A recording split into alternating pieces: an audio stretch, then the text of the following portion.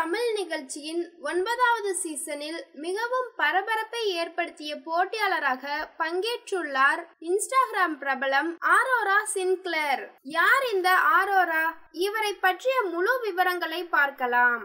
புதுச்சேரியை சொந்த ஊராக கொண்ட ஆரோரா சேலத்தில் பள்ளி படிப்பை முடித்தார்.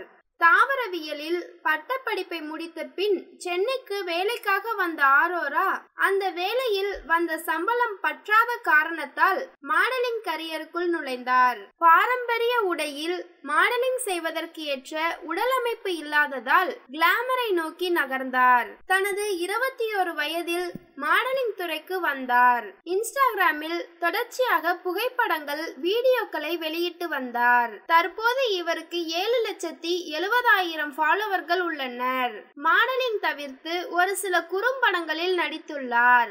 ஆரோரா ஒரு மாதத்திற்கு ரூபாய் 26 லட்சம் வரை சம்பாதிப்பதாக இணையத்தில் தகவல் வெளியாகின.